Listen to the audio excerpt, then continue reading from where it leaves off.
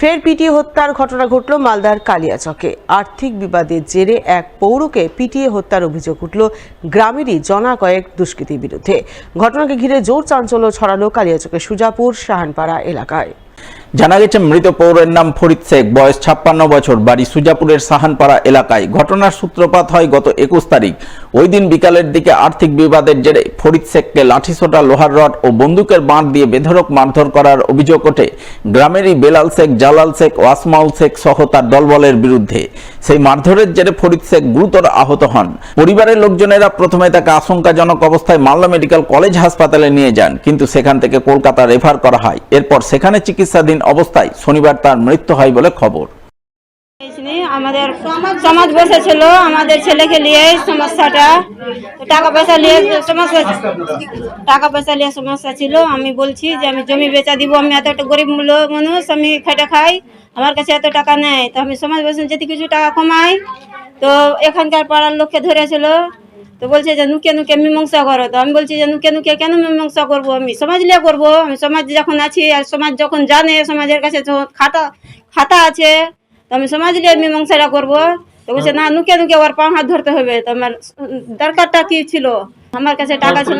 সমস্যা হলো যে আমি জমি বেচা যে টাকাটা দিব, তো আমি 1 মাস টাইম চাইছি। তো 1 মাস টাইম দিবে না, 7 দিন টাইম চাইছি, 7 দিনও টাইম দিবে না আমাকে। এখনই টাকা ওটা আমার ছেলে, ওটা ছেলের কাছে গলা ধরলিছে, ওকে মারছিল।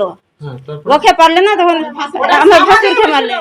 কি হয়েছিল, আমার জমে গেল রাস্তাতে যে একটা মেয়ে ওর বউকে বললে যে কেন তোরা তা বলছি, মেয়ে মানুষ চুপ করতে বলতে যে এসে একবারে বেলালের ছেলে আসমাউল লাত মারার পরে একবার ধেড়া দমিয়ে একবারে ঘুষতে চোখে মারলে, মুখে মারলে, আর জায়গাতে মারতে আজ মরা হলো আমার জমি।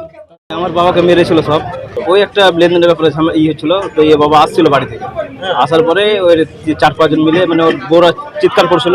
তো আমার বলছিল দাদা চিৎকার করিস না, ঝামেলাটা বড় হয়ে যাবে।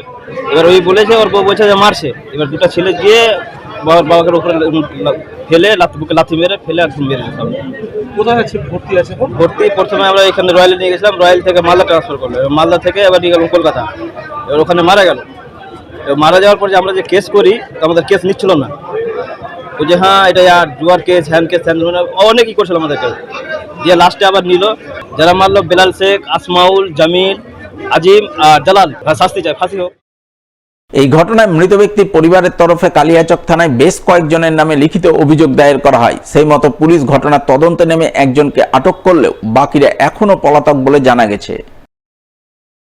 থেকে হচ্ছে নিরপরাধ ব্যক্তিকে নৃশংসভাবে হত্যা করা হয়েছে, খুন করা হয়েছে। এর প্রতিবাদে আমরা আইনের প্রশাসনের সহযোগিতা নিয়েছি। গ্রামবাসী হিসাবে আমরা এটাই চাই যে তার কঠোরতম শাস্তি চাই, সেটা আমরা যাবজ্জীবন কারাদণ্ড কিংবা ফাঁসি হোক, এটাই চাই। এবার নিষিদ্ধ কাপ সিরাপ উদ্ধারে বড়সড় সাফল্য পেল মালদার কালিয়াচক থানার পুলিশ। কাপ সিরাপ বোঝায় একটি গাড়ি সহ গ্রেপ্তার করল এক পাচারকারীকে। পুলিশ সূত্রে জানা গেছে, ধৃত পাচারকারীর নাম আতাউর রহমান, বাড়ি কলকাতার বিধাননগরের বেলগাছিয়া এলাকায়। শনিবার রাতে সে একটি ছোট গাড়িতে বিপুল পরিমাণ কাপ সিরাপ বোঝাই করে কালিয়াচক হয়ে মালদার দিকে যাচ্ছিল।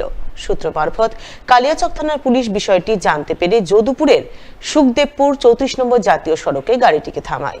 এরপর সেই গাড়িতে তল্লাশি চালাতে উদ্ধার হয় 32 পেটি কাপ সিরাপ, যার মধ্যে ছিল 5120 বোতল নিষিদ্ধ কাপ সিরাপ ফেন্সিডিল। তাই পুলিশ গাড়িটিকে আটক করে গাড়িতে থাকা পাচারকারী আতাউর রহমানকে গ্রেপ্তার করে।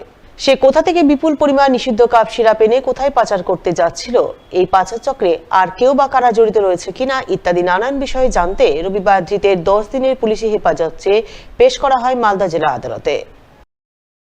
অন্যদিকে শনিবার নিষিদ্ধ মাদক উদ্ধারে সাফল্য পায় মালদার হরিশ্চন্দ্রপুর থানার পুলিশ। হরিশ্চন্দ্রপুরের ভবানীপুর ব্রিজ এলাকা থেকে গ্রেপ্তার করে 3 মাদক পাচারকারীকে। পুলিশ সূত্রে জানা গেছে, ধৃতদের নাম অমিত সাহা, খোকন দাস ও রাবজান। তাদের 3 জনেরই বাড়ি বিহারে। তাদের কাছ থেকে উদ্ধার হয় 100 গ্রাম ব্রাউন সুগার। তাই রবিবার ধৃতদের 7 দিনের পুলিশি হেফাজত চেয়ে পেশ করা হয় চাঁচল মহকুমার আদালতে।